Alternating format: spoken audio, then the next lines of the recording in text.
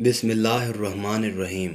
حضرت فاطمہ کی زندگی کا ایک دردناک دن۔ مکہ کے یہودیوں نے سوچا حضرت فاطمہ کو اپنی شادی میں بلائیں، کیونکہ ان کے پاس تو پھٹے پرانے کپڑے ہوتے ہیں، جب وہی پہن کر آئیں گی تو ہم کہیں گے دیکھو یہ نبی کی بیٹی ہے، اس کا بابا نبوت کا دعویٰ کرتا پھرتا ہے، اور بیٹی کی حالت تو دیکھو، پھر مل کر مذاق اڑائیں گے۔ لیکن جب یہود کی عورتیں حضرت فاطمہ کے پاس آئیں تو حیران رہ گئیں۔ مکہ میں ایک بادشاہ تھا، اس نے وزیر سے کہا سامان شکار تیار کرو، ہم شکار پر جائیں گے۔ اس خبر کو سن کر بادشاہ زادی اور وزیر زادی نے بھی ساتھ چلنے کی درخواست کی۔ بادشاہ نے اجازت دے دی۔ بادشاہ اپنے لشکر کے ساتھ جنگل میں پہنچا، سبھی نے ایک جگہ قیام کیا۔ تبھی ایک زور کی آندھی آئی اور سارے لوگ ایک دوسرے سے دور جا گرے۔ کچھ ہی دیر میں سبھی ایک دوسرے سے آ ملے، لیکن بادشاہ زادی اور وزیر زادی کا کہیں پتہ نہ چلا۔ بہت دیر تک تلاش کرنے کے بعد بھی جب ان کا پتہ نہ چلا تو سبھی مایوس ہو کر واپس محل کو لوٹ گئے۔ دوسری طرف تیز آندھی کی وجہ سے دونوں پہاڑ پر جا کر گری تھی۔ جب بہت دیر تک کوئی انہیں لینے نہیں آیا تو یہ دونوں بے تحاشا رونے لگی اور روتے روتے بے ہوش ہو گئی۔ بے ہوشی کے عالم میں دیکھتی ہیں کہ ایک نقاب پوش معظمہ تشریف لائی ہیں اور بولی کہ تم دونوں منت مان لو کہ اپنے والدین سے جب ملو گی تب جناب سیدہ کی کہانی سنو گی۔ انہوں نے منت مان لی۔ ہوش میں آتے ہی دونوں نے خواب کی بات ایک دوسرے سے دریافت کی۔ اسی جنگل میں کسی دوسرے ملک کا بادشاہ اپنے لشکر کے ساتھ شکار کھیلنے کے لیے آیا تھا۔ اس نے ایک سپاہی کو پانی کی تلاش میں بھیجا۔ وہ پانی کے چشمے ڈھونڈنے کے لیے پہاڑ پر چڑھا۔ وہاں بادشاہ زادی اور وزیر زادی کو دیکھا تو ان کا حال دریافت کیا۔ ساری باتیں سن کر سپاہی بولا اگر آپ چاہیں تو میرے ساتھ چلیں، ہمارے بادشاہ آپ لوگوں کو آپ کے والدین سے ملانے میں آپ کی ضرور مدد کریں گے۔ دونوں کے پاس اس کے سوا اور کوئی راستہ نہ تھا، اس لیے دونوں اس کے ہمراہ ہو لیں۔ اس بادشاہ نے انہیں محل میں بڑی عزت سے رکھا۔ دریافت کیا کہ کس ملک کی ہیں۔ پہلے بادشاہ کو جب پتہ چلا کہ اس کی اور وزیر کی بیٹی فلاں بادشاہ کے یہاں زندہ سلامت ہے تو اس نے اللہ کا شکر ادا کیا اور دوسرے بادشاہ کو شکریہ کا پیغام بھیج کر اپنی لڑکیاں ملک واپس بھیجنے کی گزارش کی۔ دوسرے بادشاہ نے بڑے احترام سے جواب بھیجا کہ آپ کی بیٹیاں حاضر ہیں، لیکن اگر آپ مناسب سمجھیں تو آپ کی لڑکی کی شادی میرے لڑکے سے اور وزیر کی لڑکی کی شادی میرے وزیر کے لڑکے سے کر دیں۔ پہلے بادشاہ نے اس پیغام کو بڑی خوشی سے قبول کیا۔ دونوں لڑکیاں اپنے والدین سے مل کر بڑی خوش ہوئیں۔ اس خوشی کے عالم میں وہ دونوں کہانی سننا اور سنانا بھول گئیں۔ دونوں کی شادی بڑی دھوم دھام سے ہوئی۔ رخصتی کے بعد بادشاہ کو پتہ چلا کہ پانی کا ایک خاص لوٹا محل میں چھوٹ گیا۔ لوٹا لانے کے لیے ایک سپاہی کو بھیجا گیا۔ وہاں پہنچ کر سپاہی نے جو دیکھا اس کے ہوش اڑ گئے۔ وہاں نہ تو تخت و تاج تھا، نہ بادشاہ اور نہ سپاہی، بس دروازے پر لوٹا رکھا تھا۔ اس نے لوٹا اٹھانے کو جیسے ہی ہاتھ بڑھایا ایک سانپ اس کی طرف لپکا۔ یہ بھاگتا ہوا واپس آیا اور سارا حال بادشاہ کو بتایا۔ یہ سن کر بادشاہ کو ان دونوں لڑکیوں پر بہت غصہ آیا اور کہا کہ تم ضرور جادو کرنی ہو، تمہیں کل قتل کر دیا جائے گا۔ دونوں قید خانے میں رات بھر روتی رہیں اور بے ہوش ہو گئی۔ بے ہوشی کے عالم میں دونوں پھر نقاب پوش معظمہ کو دیکھتی اور وہ کہتی ہیں کہ تم دونوں کہانی سننا سنانا بھول گئی تھی، یہ اسی کا عذاب ہے۔ دونوں نے پوچھا لیکن اب ہم کیا کر سکتے ہیں؟ اس پر نقاب پوش معظمہ بولیں صبح تم دونوں کے آنچل سے پیسے گریں گے، اس سے شیرنی منگوا کر کہانی سن لینا۔ صبح ایسا ہی ہوا۔ ان دونوں نے کہانی سنی اور بادشاہ سے کہا آپ دوبارہ دریافت کریں۔ بادشاہ نے پھر ایک سپاہی ان کے ملک بھیجا۔ سپاہی نے واپس آ کر سارا حال بتایا کہ سب کچھ صحیح سلامت اور لوٹا بھی اس کے ہاتھ میں تھا۔ بادشاہ نے دونوں لڑکیوں سے پوچھا یہ سب کیا تھا اور اب سب پہلے جیسا کیسے؟ تب دونوں لڑکیوں نے شکار پر جانے، طوفان سے پہاڑ پر پہنچنے، خواب میں نقاب پوش معظمہ کا آنا، منت مانگنا، پھر خوشی میں بھول جانے کا سارا حال بادشاہ کو کہہ سنایا اور کہا یہ اسی کا عذاب تھا۔ رات ہم جب روتے روتے بے ہوش ہو گئیں تو نقاب پوش معظمہ تشریف لائی اور ہمیں قید خانے میں ہی کہانی سننے کو کہا۔ صبح ہم نے کہانی سنی اور ہم پر عذاب ہٹا دیا گیا، اس لیے اب سب کچھ ٹھیک ہو گیا۔ بادشاہ نے ساری باتیں سن کر انہیں معاف کر دیا اور اللہ سے معافی مانگ کر نیک دعا کی۔ ایک مرتبہ حضور صلی اللہ علیہ وسلم نے حضرت فاطمہ رضی اللہ تعالیٰ عنہ سے کہا کہ تم سے پہلے ایک عورت جنت میں داخل ہوگی اور وہ لکڑہارے کی بیوی ہے۔ لہذا حضرت فاطمہ اس عورت کے گھر پر گئیں اور دستک دی۔ اس عورت نے کہا کہ کون ہے؟ حضرت فاطمہ نے اندر داخل ہونے کے لیے اس سے اجازت طلب کی۔ اس خاتون نے یہ کہہ کر آپ سے معذرت خواہی کی کہ میرے شوہر ابھی یہاں نہیں ہے اور میں نے ان سے آپ کو گھر لانے کی اجازت بھی نہیں لی ہے، لہذا آپ واپس چلی جائیے اور کل تشریف لائیے تاکہ میں ان سے اس حوالے سے اجازت لے سکوں۔ حضرت فاطمہ واپس لوٹ آئیں۔ جب اس عورت کا شوہر رات کو گھر آیا تو اس نے حال چال دریافت کیا۔ اتنے میں اس خاتون نے کہا کہ اگر پیغمبر اکرم صلی اللہ علیہ وسلم کی بیٹی حضرت فاطمہ ہمارے گھر آنا چاہے تو کیا ان کے لیے اجازت ہے؟ اس نے جواباً کہا وہ آ سکتی ہے۔ اگلے روز حضرت فاطمہ حضرت حسین کو اپنے ہمراہ لیے دوبارہ اس کے پاس آئیں اور حسب سابق ان سے اندر داخل ہونے کی اجازت مانگی۔ اس خاتون نے دوبارہ یہ کہہ کر معذرت کی کہ میں نے صرف آپ کے لیے میرے شوہر سے اجازت لی ہے، لیکن آپ کے ساتھ اس وقت آپ کا صاحبزادہ بھی ہے، لہٰذا میں اجازت نہیں دے سکتی ہوں۔ حضرت فاطمہ دوبارہ لوٹ آئیں۔ رات کو جب اس عورت کا شوہر واپس لوٹ آیا اور حال احوال دریافت کیا تو اس کی بیوی نے پوچھا، کیا پیغمبر اکرم صلی اللہ علیہ وسلم کے گھرانے سے کوئی ہمارے ہاں آئے تو اس کے لیے اجازت ہے؟ اس نے اس بات میں جواب دیا۔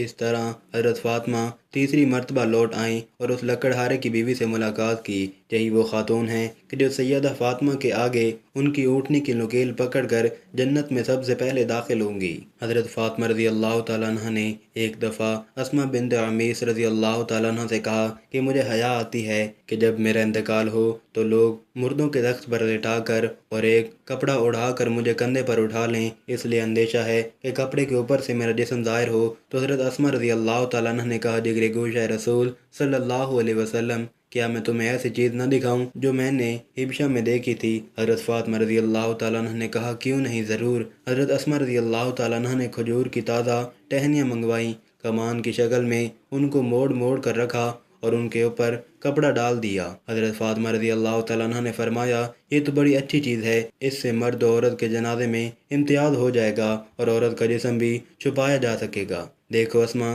جب میرا انتقال ہو تو تم اور علی میرے غسل میں شریک ہو، کوئی اور میرے قریب نہ آئے اور میری چارپائی پر اسی طرح چھڑیاں رکھ دینا۔ جب حضرت فاطمہ رضی اللہ تعالیٰ عنہ کا انتقال ہوا تو حضرت اسماء رضی اللہ تعالیٰ عنہ نے دلہن کے ڈولے کی طرح کی ایک پردہ پوش چادر چارپائی تیار کی اور کہا، فاطمہ نے مجھے اس کی وصیت کی۔ ان روایت سے اندازہ لگایا جا سکتا ہے کہ حضرت فاطمہ رضی اللہ تعالیٰ عنہ پردہ کا کتنا اہتمام فرماتی تھی۔ یہی وجہ تھی کہ آپ صلی اللہ علیہ وسلم نے حضرت فاطمہ رضی اللہ تعالیٰ عنہ کی پاک دامنی پر جنت کی خوشخبری سناتے ہوئے ارشاد فرمایا، فاطمہ نے اپنی عصمت اور پاک دامنی کی ایسی حفاظت کی کہ اللہ تعالیٰ نے اس کی پاک دامنی کی وجہ سے اسے اور اس کی اولاد کو جنت میں داخل فرما دیا۔ اور ایک روایت میں ہے کہ بے شک فاطمہ رضی اللہ تعالیٰ عنہ نے اپنی عصمت اور پاک دامنی کی حفاظت کی تو اللہ تعالیٰ نے اس کی اولاد پر جہنم کی آگ حرام کر دی ہے۔ حضرت علی رضی اللہ تعالیٰ عنہ سے روایت ہے کہ وہ رسول اللہ صلی اللہ علیہ وسلم کے پاس حاضر تھے۔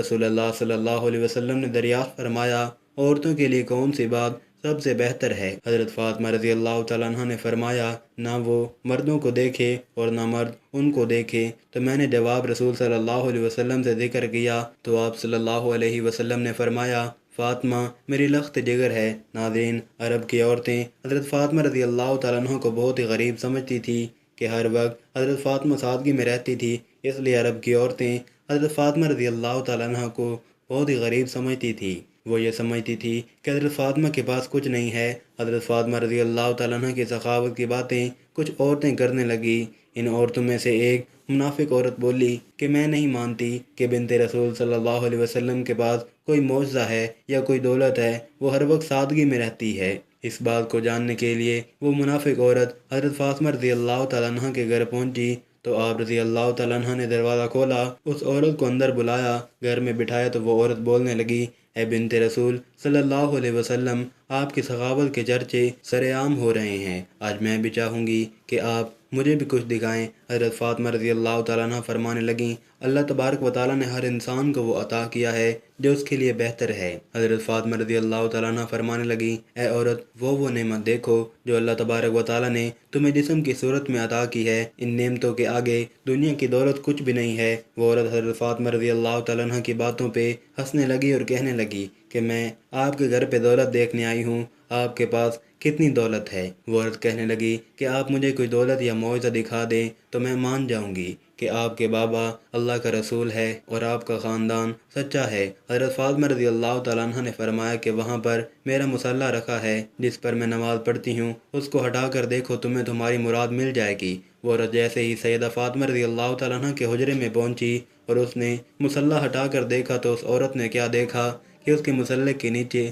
لاتعداد میں خزانہ پڑا ہوا تھا، ہیرے جواہرات اور کافی سارا سونا تھا جو وہ دیکھ کر حیران ہو گئی۔ وہ جیسے ہی جواہرات نکالتی رہی تو وہ مال ویسے کا ویسا ہی رہا۔ عورت جیسے ہی حضرت فاطمہ رضی اللہ تعالیٰ عنہ کے پاس آئی تو حضرت فاطمہ رضی اللہ تعالیٰ عنہ اس عورت کو مسکرا کر دیکھنے لگی، اور وہ عورت حضرت فاطمہ رضی اللہ تعالیٰ عنہ کو بہت ہی حیرت سے دیکھنے لگی، اور وہ عورت آپ رضی اللہ تعالیٰ عنہ سے کہنے لگی کہ آپ کون ہیں؟ آپ تو اتنی سادگی میں رہتی ہیں، آپ کا لباس اتنا سادہ ہے اور آپ کے پاس اتنی دولت ہے، میں تو یہ سوچتی تھی کہ آپ کے پاس دنیاوی دولت نہیں ہے، تبھی آپ اتنی سادگی میں رہتی ہیں۔ حضرت فاطمہ رضی اللہ تعالیٰ عنہ فرمانے لگیں کہ اللہ تبارک و تعالیٰ نے دنیا کے تمام خزانے اہل بیت کے قدموں میں رکھ دیے، اور اللہ کی مرضی یہ ہے کہ ہم سادگی میں رہیں تاکہ کوئی بھی شخص سادگی اختیار کرنے میں کوئی شرم نہ کرے۔ حضرت فاطمہ رضی اللہ تعالیٰ عنہ فرمانے لگیں کہ اس دنیاوی دولت کا تو آخرت میں سخت حساب دینا پڑے گا۔ جیسے ہی اس عورت نے آپ کا اخلاق اور معجزہ دیکھا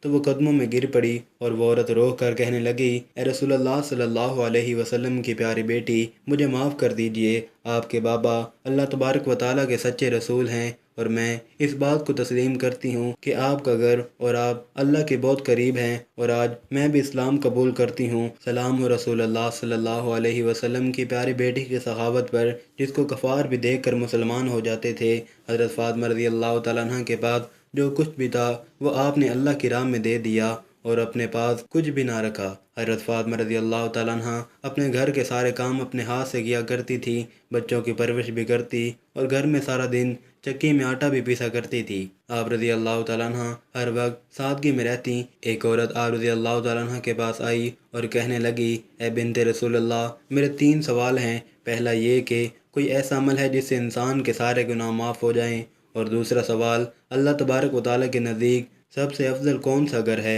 اور تیسرا سوال انسان اور جنت کے بیچ فاصلہ کتنا ہے۔ یہ بات سن کر حضرت فاطمہ رضی اللہ تعالیٰ عنہ فرمانے لگی کہ میں نے اپنے بابا حضور صلی اللہ علیہ وسلم سے سنا ہے کہ اپنے والدین کی خدمت کرنا ایک ایسا عمل ہے کہ اللہ تبارک و تعالیٰ انسان کے گناہ ایسے معاف کر دیتا ہے جیسے آگ لکڑی کو ختم کر دیتی ہے۔ اور تمہارا دوسرا سوال تھا کہ اللہ تبارک و تعالیٰ کے نزدیک کون سا گھر زیادہ افضل ہے۔ جس گھر میں عورتوں کا پردہ جتنا افضل ہوگا، اللہ کے نزدیک اس گھر کا مقام بھی افضل ہوتا جائے گا۔ میں نے اپنے بابا جان سے سنا ہے کہ جیسے جواہرات کے لیے صندوق ضروری ہے، ویسے ہی عورت کے لیے پردہ ضروری ہے۔ اور تمہارا تیسرا سوال تھا کہ انسان اور جنت کے بیچ فاصلہ کتنا ہے۔ میں نے اپنے بابا سے سنا ہے کہ انسان اور جنت کے بیچ فاصلہ 1 قدم کا ہے۔ تو وہ عورت کہنے لگی، اے بنت رسول اللہ، یہ کیسے ممکن ہے؟ تو اس کی بات سن کر حضرت فاطمہ رضی اللہ تعالیٰ عنہ نے فرمایا، اے عورت، اپنا 1 قدم اپنے نفس اور خواہشات پر رکھ، اور تمہارا دوسرا قدم جنت میں ہوگا۔ ایک یہودی کی لڑکی کی شادی تھی، اور وہ محمد صلی اللہ علیہ وسلم کی خدمت میں پیش ہوا۔ عرض کیا کہ آپ کی اجازت ہو تو بنت رسول صلی اللہ علیہ وسلم جناب فاطمہ رضی اللہ تعالیٰ عنہ میری بیٹی کی شادی میں شرکت کریں تو یہ میرے لیے باعث شرف ہوگا۔ حضرت محمد صلی اللہ علیہ وسلم نے فرمایا، اس کے لیے حضرت علی رضی اللہ تعالیٰ عنہ سے اجازت لو۔ اس یہودی نے حضرت علی رضی اللہ تعالیٰ عنہ سے پوچھا تو حضرت علی رضی اللہ تعالیٰ عنہ نے کہا، اگر جناب فاطمہ رضی اللہ تعالیٰ عنہ جانا چاہیں تو یہ ان کی مرضی پر ہے۔ اب وہ یہودی فاطمہ رضی اللہ تعالیٰ عنہ کی خدمت میں پیش ہوا اور شادی میں شرکت کرنے کی گزارش کی۔ جناب فاطمہ رضی اللہ تعالیٰ عنہ نے کہا، حضرت علی رضی اللہ تعالیٰ عنہ اجازت دیں تو چلوں۔ اس پر یہودی بولا، میں نے رسول خدا صلی اللہ علیہ وسلم اور حضرت علی رضی اللہ تعالیٰ عنہ سے اجازت لے لی ہے، اب آپ ہی اس امر کی مالک ہیں۔ جناب فاطمہ رضی اللہ تعالیٰ عنہ نے یہودی کو سواری لانے کو کہا، جہاں نماز بچھا کر 2 رکعت نفل پڑھی اور اللہ سے دعا کی، میں بنت رسول صلی اللہ علیہ وسلم اور تیری بندی ہوں، شادی میں شرکت کے لیے میرے پاس نہ کپڑے ہیں اور نہ زیور۔ ابھی دعا ختم بھی نہ ہوئی تھی کہ جنت کی حوریں ایک کشتی پر سوار ہو کر آئیں اور حضرت فاطمہ رضی اللہ تعالیٰ عنہ کو بیش قیمتی پوشاکوں اور زیورات سے آراستہ کیا۔ وہ یہودی کے گھر پہنچی، وہاں شادی کی بڑی چہل پہل تھی۔ حضرت فاطمہ رضی اللہ تعالیٰ عنہ کے قدم رکھتے ہی پورا گھر خوشبو سے معطر ہو گیا، اور وہ دلہن کے کمرے میں گئیں۔ اس خوشبو سے ساری عورتیں بے ہوش ہو گئی۔ تھوڑی دیر ہی میں سب کو ہوش آ گیا، پر دلہن کو ہوش نہ آیا، وہ مر چکی تھی۔ حضرت فاطمہ رضی اللہ تعالیٰ عنہ یہ سب دیکھ کر بڑی رنجیدہ ہوئیں۔ انہوں نے جہاں نماز بچھا کر 2 رکعت نفل پڑھی اور اللہ کے سامنے ہاتھ پھیلا کر دعا کی کہ میں تیرے حبیب کی بیٹی ہوں، میری عزت تیرے ہی ہاتھ میں ہے، لوگ کیا کہیں گے کہ اس کے آنے سے یہ دلہن مر گئی۔ خانہ شادی خانہ بربادی بن گیا۔ دعا کی فضیلت سے دلہن کلمہ پڑھتی ہوئی اٹھ بیٹھی اور حضرت فاطمہ رضی اللہ تعالیٰ عنہ سے بولی، مجھے اپنا دین بتائیں۔ یہ معاجرہ دیکھ کر وہاں موجود سبھی 500 یہودی عورتیں مسلمان ہو گئیں۔ اللہ پاک ہمیں دین کا پیروکار بنائے اور ہمیں بہتر عمل کرنے کی توفیق عطا فرمائے، آمین۔ ناظرین، کومنٹ باکس میں اللہ تعالیٰ کے 99 ناموں میں سے ایک نام ضرور ٹائپ کریں۔